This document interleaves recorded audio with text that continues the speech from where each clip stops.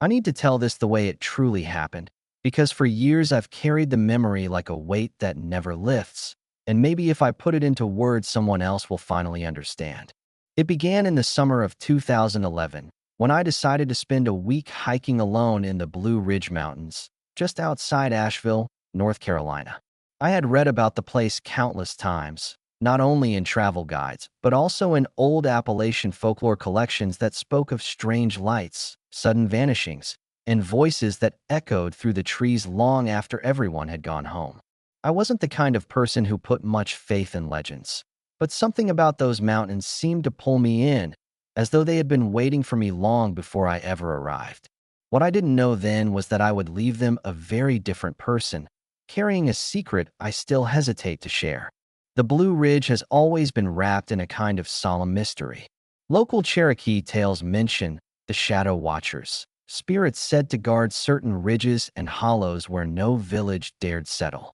Later settlers, Scots, Irish, and German families who farmed the valleys, spoke in hushed tones about hearing phantom footsteps pacing outside their cabins at night. Even the Civil War left its echoes there. Soldiers who marched through the mountain passes often reported seeing campfires glowing on distant slopes, only to vanish as soon as they drew close. In the early 1900s, a man named Thomas Whitaker supposedly disappeared on a trail near Craggy Gardens. His journal was found months later wedged in the roots of an oak, the last entry reading simply, "The hill is not empty tonight." I'd read these accounts almost like ghost stories, the kind you close the book on and never expect to touch real life. But on July 3rd, 2011, standing at the trailhead with the smell of wet earth in the air after a passing storm, I couldn't shake the sense that I was stepping into something older than the path itself. The forest was alive with cicadas and the heavy dripping of rain from the canopy. I carried a tent, food, and a small journal to write down observations of the land, because I had promised myself I would treat this like both a retreat and a record. Already, though, I felt the land watching me. It sounds dramatic to put it that way, but I remember glancing uphill and swearing the trees leaned just slightly inward, as though they recognized me. The first day went peacefully enough. I followed a narrow trail that wound along the side of a ridge overlooking the French Broad River. The clouds hung low, pulling their edges through the peaks like wool snagging on jagged stone. Every so often I would pass a marker warning about sudden fogs, which struck me as unnecessary, until I saw how fast the air could thicken, swallowing the horizon in minutes. I pitched camp that night near an old fire ring left by others, but I could not shake a story I had read before leaving home. In 1967, two campers claimed they heard chanting in a language they could not place, drifting through the mist. They ran down the slope in panic, never even returning for their packs. I lay awake thinking of them, staring up at the dim stars between branches, waiting for something to stir. When nothing did, I convinced myself that the mountain was only playing tricks on me, feeding my imagination with its silence. By the second day, though, something began to shift. I stopped to rest near a gnarled oak whose trunk split open like a mouth, and as I drank from my canteen, I noticed carvings etched faintly into the wood. They weren't initials or dates like hikers usually leave, but spirals, overlapping circles, and what looked like a pair of eyes staring out. The markings were weathered, older than any knife carried by a modern traveler. I touched the grooves and felt a shiver run down my arm, the kind that makes your stomach tighten as though your body knows something your mind doesn't yet grasp. That night, I built a small fire and opened my journal. I tried to write about the path, the way the roots twisted like ropes across the soil, the constant chorus of crickets, the smell of pine sap clinging to my hands. But what came out instead was a question that I didn't remember forming. What lies above the ridges when the night closes in? The words looked foreign to me, as though someone else had guided my pen. I closed the book quickly, convincing myself fatigue was making me drift. Still, the mountain air carried an uncanny stillness. The forest that night was quieter than it should have been. No cicadas, no rustle of raccoons. Only the constant drip of condensation and, once, a low sound like humming far off through the fog. When I crawled into my tent, The ground felt like it was vibrating just beneath my spine, faint enough that I thought it might be my own pulse, but steady enough that I pressed my palm flat to the soil to make sure. That was the first night I dreamed of the Watchers. In the dream, I stood on a ridge I hadn't climbed yet, staring down at a circle of stones arranged in a pattern I couldn't understand. Around the stones were figures, tall, dark, indistinct, but I couldn't make out faces. They didn't move toward me. They only stood and turned their heads in unison, as though acknowledging my presence. I woke gasping in the tent, my skin clammy, my ears ringing with silence so deep it felt unnatural. At the time, I told myself it was nothing.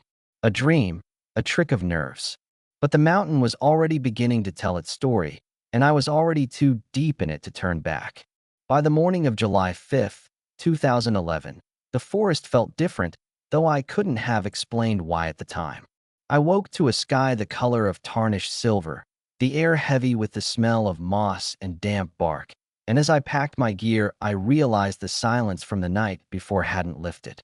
The bird song that usually greets a dawn in the Appalachians was strangely absent, replaced only by the faint rustling of wind weaving through branches. I tried to shake it off, telling myself the wildlife had shifted deeper into the valley after the storm, but part of me felt like I was being allowed to hear nothing, as though the mountain itself had muted its own voice. I set out on a section of trail leading toward Craggy Pinnacle, a route I'd been excited for because of its panoramic views, yet the higher I climbed, the more the fog pressed close, erasing the horizon until the world shrank to a tunnel of trees. That was when I first noticed the stones.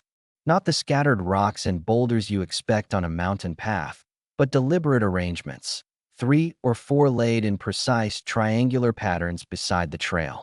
At first I thought it must be the work of bored hikers, people stacking shapes for fun, but the edges were moss-covered, as though they had rested there undisturbed for years. Each time I passed one, I felt compelled to pause, to study the symmetry, yet a weight in my chest urged me not to linger too long. Somewhere above, a crow cawed once, sharp and solitary, then went silent again. By midday, I reached a narrow clearing where the fog thinned, revealing a slope that dropped steeply into a dark hollow.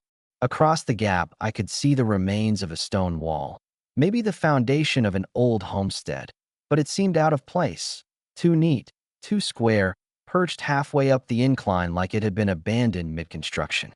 I decided to rest, pulling out bread and jerky, and as I ate, I heard it, a voice, faint, carried on the wind. It wasn't words I could understand, more like a melody hummed through closed lips. My first thought was that another hiker was nearby, but the tone was strangely steady, almost circular, looping back on itself in a way that made the hairs rise on my arms. I called out, "Hello." The sound ceased instantly, and the hollow answered me only with stillness. I don't know why, but I felt I had crossed some unseen boundary by acknowledging it. That night, I pitched my tent near a ridge marked on my map as Bull Gap. It should have been an ordinary stop, but I couldn't shake the feeling I was being observed from the trees. I lit a small fire and forced myself to write in my journal, hoping the act of describing the day would ground me. Yet once again, the words refused to follow my intention. Instead of foggy ridge or stone wall, my hand wrote, "They circle above me. The path is narrowing." The letters slanted as though rushed, like I was recording a message in fear, though I swear my own thoughts had not formed those sentences. I stared at the page, the crackle of the fire loud in my ears, and whispered aloud, "Who is they?" as though I might get an answer. That night, the dream returned. I was standing in that same stone circle, but this time the figures were closer, tall shadows with no clear edges. Their heads tilted as though listening for something beyond me. The ground beneath my feet pulsed faintly, like a drumbeat, and I realized the stones themselves were glowing faintly from within, pale and cold as moonlight. I woke with a cry, my tent walls slick with condensation, the air inside frigid though it was midsummer. And then I realized something impossible. My journal, which I had zipped inside my pack, was lying open beside me, its pages fluttering though there was no breeze. The last line written, neat and straight, unlike my own hand. Read. Do not look down when the humming begins. I did not sleep again that night. The following day, July 6th, the mountain seemed determined to deepen its hold on me. As I followed the ridge, the trail narrowed to a ledge barely wide enough for one person, the valley sprawling unseen beneath the fog. Each step felt like a test, yet I couldn't bring myself to turn back. That was when I heard it again, the low humming, faint at first, then layered as though more than one voice joined in. It wasn't coming from ahead or behind, but from below, seeping up through the rock itself. I froze, my breath loud in my ears, and remembered the line in the journal, "Do not look down." I clenched my eyes shut, trembling, and for the longest minute of my life I stood rooted as the hum deepened, vibrating through my chest. When it stopped, the silence crashed back so suddenly I nearly stumbled. Only when I opened my eyes did I realize I had walked 10 paces farther without remembering moving at all. Panic clawed at me, but still I couldn't turn back. The mountain wasn't just landscape anymore. It was a presence, and it wanted me deeper. That night, I camped near a grove of twisted birch trees, their bark peeling in pale strips that gleamed in the moonlight. I didn't bother lighting a fire, afraid the glow would draw attention. Lying in my tent, I heard footsteps outside, soft and measured, circling slowly. They never approached the tent, never retreated, just circled as if marking a boundary. I held my breath until dawn, afraid to even unzip the flap. When daylight came, I stepped outside and found nothing. No prints, no broken twigs, only the grove silent as if holding its breath with me. By then, the legend no longer felt like a story I'd read. It was unfolding around me, shaping my steps, and though every rational part of me screamed to leave, something older kept me moving forward. I was no longer just a visitor to the Blue Ridge. I was part of the tale it had been telling for centuries. On the evening of July 7th, 2011, the mountain finally revealed itself in a way I could never have prepared for. I had spent the entire day climbing toward a ridge line locals call the Cradle, a place I had circled on my map back at home, thinking it would be just another viewpoint for photos. Instead, the trail wound into a part of the forest that felt untouched, older than memory. The trees twisted into arches that formed a kind of gate above the path. By then I had stopped trying to rationalize the strangeness around me. I was moving forward not out of choice, but because some pull within the mountain was drawing me upward. The air grew colder as I reached the crest, my breath turning faintly white in front of me, though it was still July. At the top, the fog parted suddenly, as though some unseen hand had drawn back a curtain, and I found myself staring down at a clearing unlike anything I had seen before. The ground was bare, no grass, no brush, only dark soil packed into a perfect circle perhaps 30 feet across. Around the edge of the circle stood 12 upright stones, each taller than I was, their surfaces carved with spirals and symbols like those I had seen on the oak earlier. In the center lay a shallow depression filled with water that reflected the pale light of the rising moon. The instant I stepped into the clearing, the humming began again, stronger, deeper, resonating through the very bones of the mountain. My chest tightened as the vibration passed through me, and against every instinct, my eyes dropped toward the pool. At first I thought I was seeing only my own reflection, pale and wide-eyed. But then another face appeared beside mine in the water, featureless, a shadow shaped like a person standing over me though no one was there. I stumbled back, my heart hammering, and as I did the stones themselves seemed to shift, shadows lengthening against the circle though there was no fire, no lantern, only the thin light of the moon. The humming grew louder, layered, as though dozens of voices had risen from beneath the soil. My pack felt impossibly heavy, my limbs sluggish as though the very air thickened around me. I tried to run, but my legs carried me only to the edge of the circle where I collapsed to my knees. That was when I saw them, figures standing just beyond the stones, tall and silent, their outlines blurred as though made of fog and shadow. They did not move toward me, but I knew they were aware of me, that I had stepped into their ground. My mind raced back to every story I had ever read.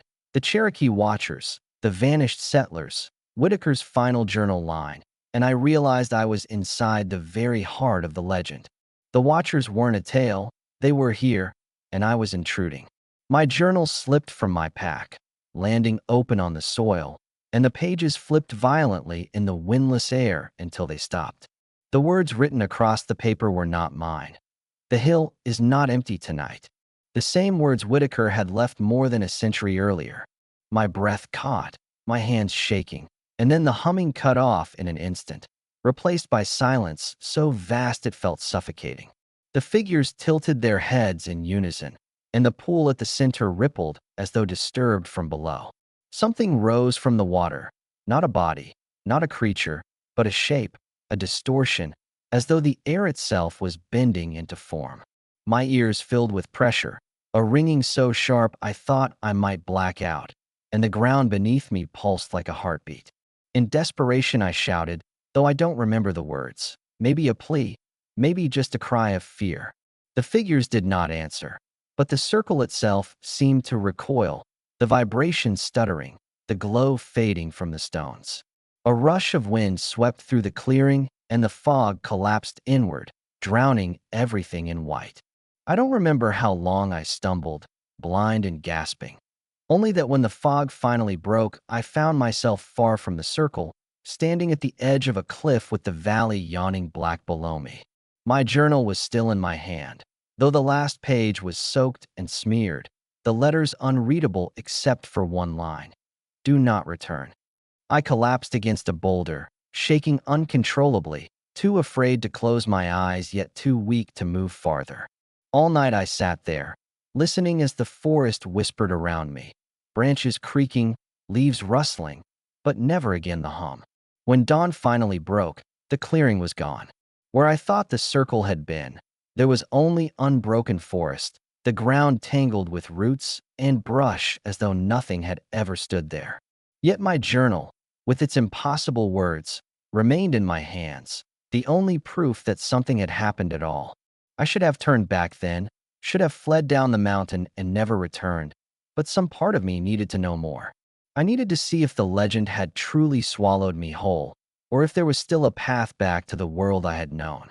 And so, against all reason, I kept moving forward, deeper into the mountain's silence, knowing the Watchers had seen me and would not easily let me go. I descended the mountain slowly, each step weighted with exhaustion and the residue of fear that clung to me like fog.